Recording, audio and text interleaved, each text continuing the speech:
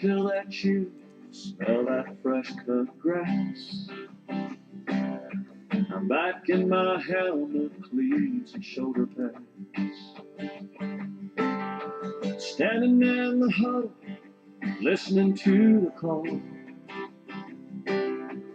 Fans going crazy for the boys that fall.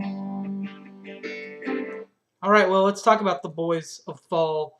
The games aren't as entertaining this time in the Big 12 and in the national scene. It's kind of a slower weekend. Except for a couple of conference games, it's kind of dull and kind of boring. But you know what I do? Even when it's dull and boring, I do what I do. I break down the games that are played in the Big 12 and around the national scene, and we'll keep on doing that. On Friday night, we have a Big 12 team. Baylor, who I think is going to win this game, will be hosted by the second best team in Louisiana.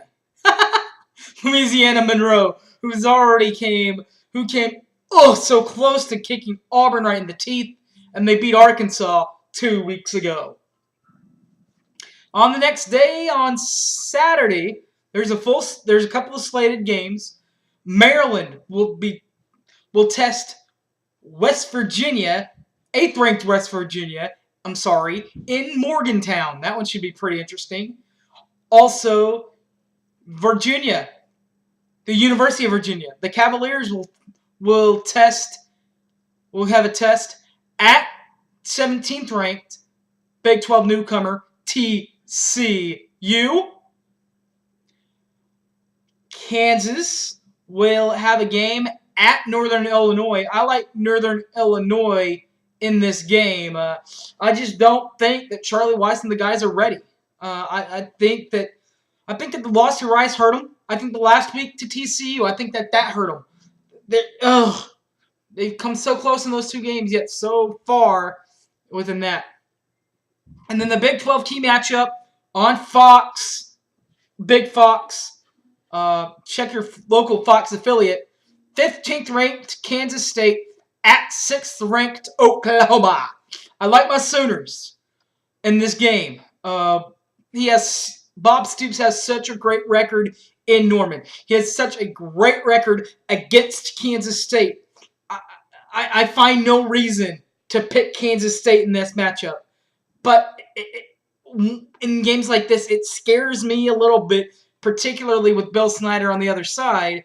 In the only 2 times have there been blowouts in this. I'm not sure you want to call it a rivalry. You can call it a series. In this series, 03, and then last year in 2010.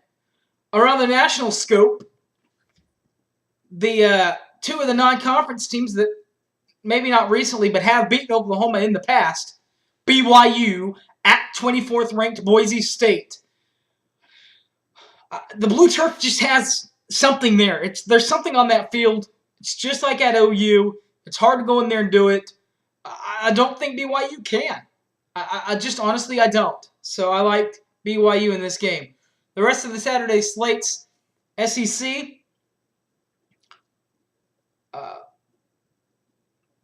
Missouri is at 7th-ranked South Carolina from the SEC. Also from the SEC. I like South Carolina in that game, by the way. 2nd-ranked LSU at Auburn.